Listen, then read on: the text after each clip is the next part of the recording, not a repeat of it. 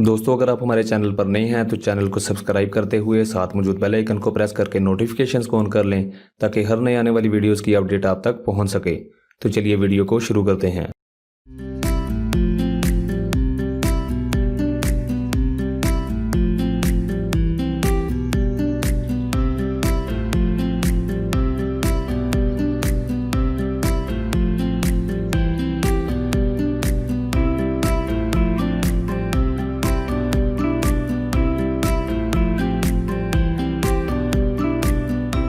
To really understand networking, we need to understand all of the components involved.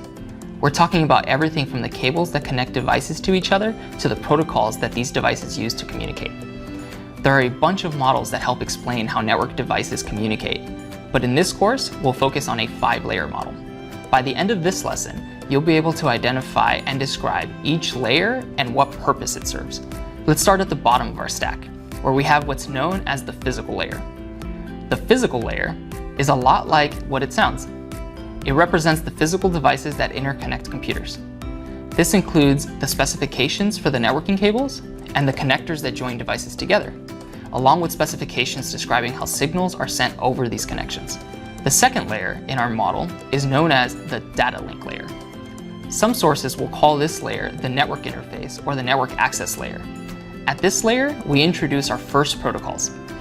While the physical layer is all about cabling, connectors, and sending signals, the data link layer is responsible for defining a common way of interpreting these signals so network devices can communicate. Lots of protocols exist at the data link layer, but the most common is known as Ethernet, although wireless technologies are becoming more and more popular.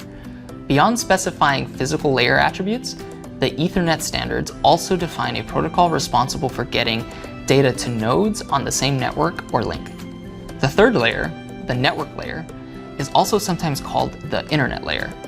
It's this layer that allows different networks to communicate with each other through devices known as routers.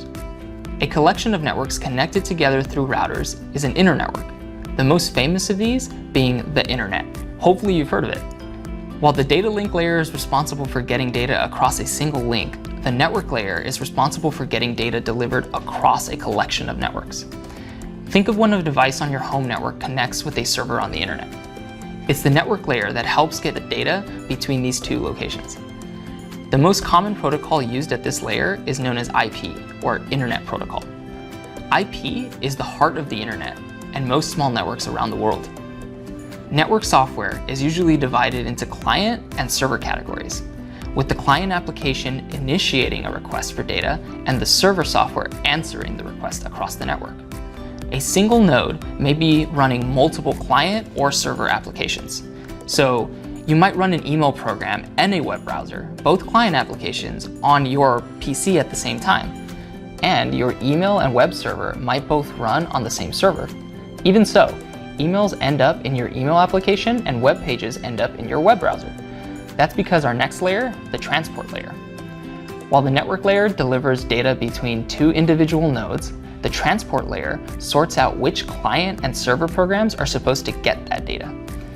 When you heard about our network layer protocol, IP, you may have thought of TCP/IP, which is a pretty common phrase. That's because the protocol most commonly used in the fourth layer, the transport layer, is known as TCP, or Transmission Control Protocol. While often said together as the phrase TCP/IP, to fully understand and troubleshoot networking issues, it's important to know that they're entirely different protocols serving different purposes. Other transport protocols also use IP to get around, including a protocol known as UDP, or User Datagram Protocol. The big difference between the two is that TCP provides mechanisms to ensure that data is reliably delivered, while UDP does not. Spoiler alert. We'll cover differences between the TCP and UDP transport protocols in more detail later. For now, it's important to know that the network layer, in our case IP, is responsible for getting data from one node to another.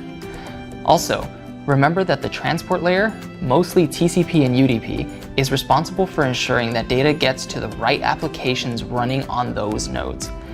Last but not least, the fifth layer is known as the application layer. There are lots of different protocols at this layer, and as you might have guessed from the name, they're application specific.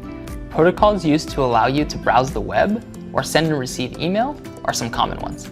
The protocols at play in the application layer will be most familiar to you, since they're ones you've probably interacted with directly before, even if you didn't realize it. You can think of layers like different aspects of a package being delivered. The physical layer is the delivery truck and the roads.